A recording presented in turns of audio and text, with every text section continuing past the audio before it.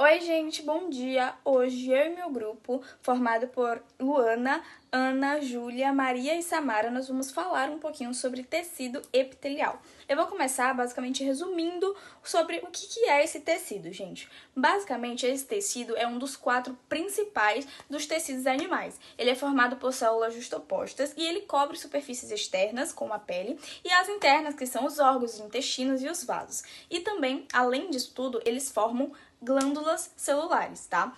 Essas células, elas são polarizadas, com um lado epical, que é voltado para o ambiente, e a basal, que é ancorado assim à lâmina basal. Basicamente, são conectadas por junções celulares para força e hipermeabilidade, tá? E elas são avasculares, ou seja, elas são nutridas por difusão de tecidos vizinhos, tá? Agora, o resto das meninas vão falar aí um pouquinho mais sobre esse tecido.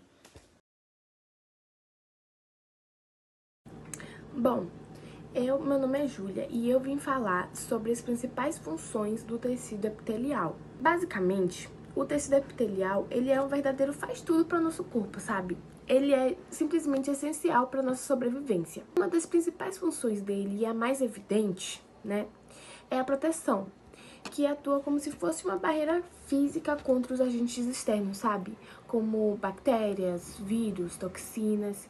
E ela, por exemplo, a pele é um epitélio estratificado que nos protege, tipo assim, contra os cortes e infecções.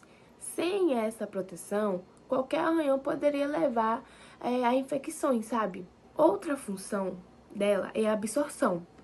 Ela basicamente permite a entrada de substâncias no corpo e no intestino delgado.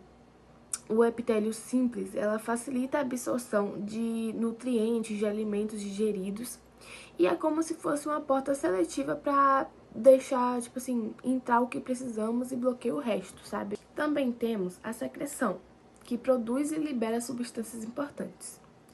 Exemplos, né, dela são as glândulas epiteliais, que são como as salivares, sabe? A que produz saliva para lubrificar a comida. As sudoríparas, elas secretam o suor para regular a temperatura corporal.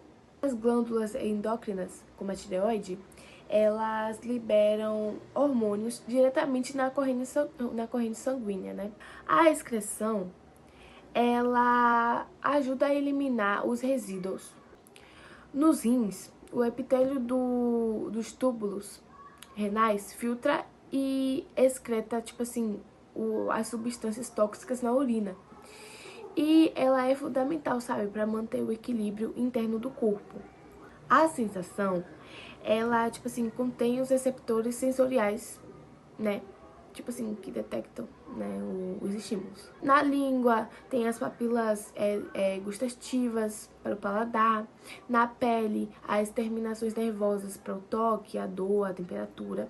Bom, essas funções, elas mostram como o tecido epitelial é bem versátil, né? Como ele se adapta a diferentes órgãos e garante que o corpo funcione harmoniosamente. Por exemplo, em um dia quente, né, o suor é produzido pelo epitélio glandular e ajuda a resfriar, né, a pele e prevenindo o superaquecimento. Bom, me chamo Samara e eu fiquei responsável pela classificação do tecido epitelial. O tecido epitelial é o tecido responsável por revestir e proteger o corpo, né? E a sua classificação, ela é feita de acordo com o número de camadas e do formato das células. E repetindo novamente, ele reveste e protege o nosso corpo e ele está presente na nossa pele, nos nossos órgãos e até nas cavidades internas do nosso corpo, né? Muito interessante como ele está presente, né? No nosso corpo, né? Ele pode ser classificado de diferentes formas, dependendo do quê? Dependendo do número de camadas e das células e dos formatos dessas células. Um exemplo, uma camada é chamado de epitélio simples.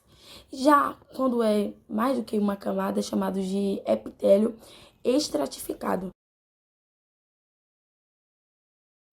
Bom dia, meu nome é Maria Clara e agora eu vou dar alguns exemplos e falar sobre a importância biológica. Primeiro exemplo é na pele, que é a epiderme, que a queratina torna-o resistente e impermeável. Quando nos cortamos, por exemplo, as células basais se regeneram rapidamente, fechando a ferida.